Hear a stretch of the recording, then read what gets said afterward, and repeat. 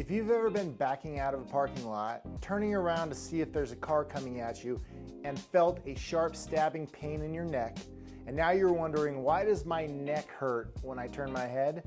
This video will have the answers.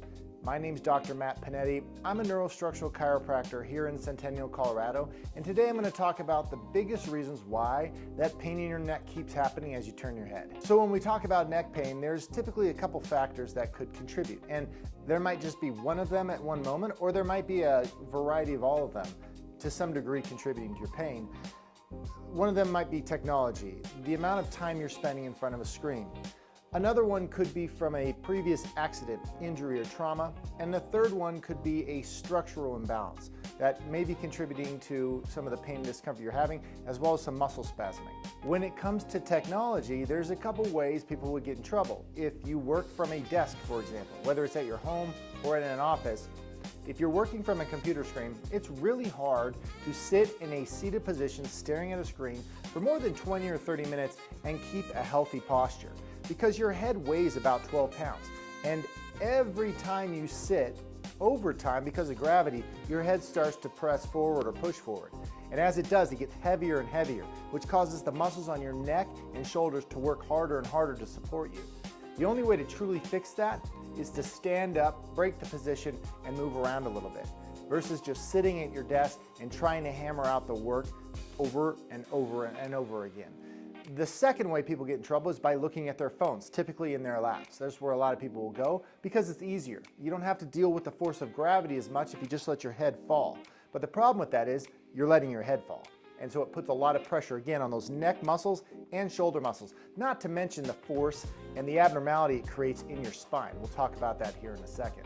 So one of the best things to do for your phone is actually to either keep it up at an eye level or lay on your stomach, prop yourself up with your elbows, and look at it like I am here.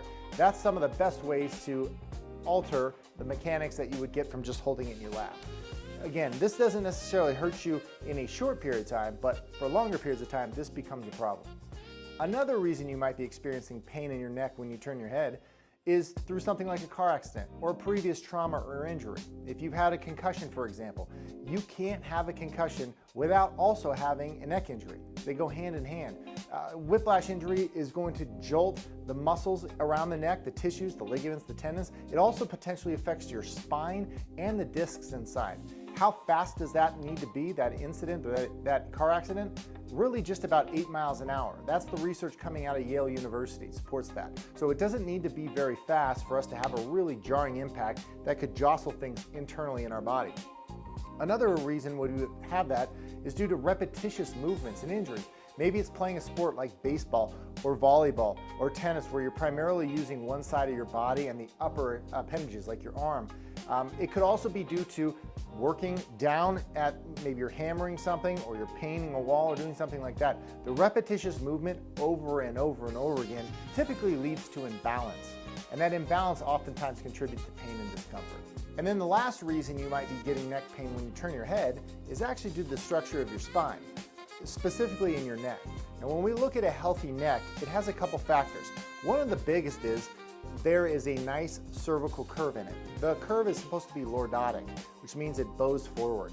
If you've got that curve, it acts as a shock absorber, and it takes the head weight, which a head generally weighs about 12 pounds, give or take, and it distributes that weight evenly along the body. Same thing with gravity. Gravity is constantly pulling down, and that force needs to be distributed evenly, versus if you lose this curve in your neck and your neck starts to straighten out, that pressure, that strain of your head weight and gravity actually start to impact your spine and the muscles around it significantly more, which can lead to a lot of things: pain, discomfort, but ultimately can also cause arthritis and wear and tear in these joints because they're not designed to carry that kind of weight and carry that kind of load regularly.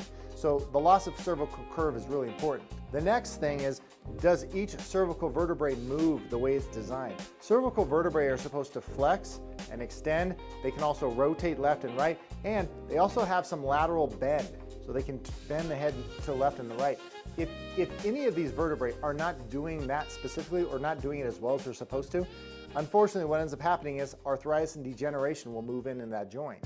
Movement is what stops arthritis from developing. It's not because of old age. Unfortunately, if you don't have a lot of movement, arthritis is going to take root. So the answer to that is 1, get a nice curve in your neck. Curvature helps promote movement. And 2, make sure that every single joint in your spine is moving properly. Now, if you're curious about what your neck looks like or how it moves or what potentially is contributing to your neck pain, the first thing that I'd recommend is to be seen by an expert, to get checked out. If somebody was to come into our office dealing with neck pain when they're turning their head, one of the first things we're going to do is get a visual of what their spine and structure looks like.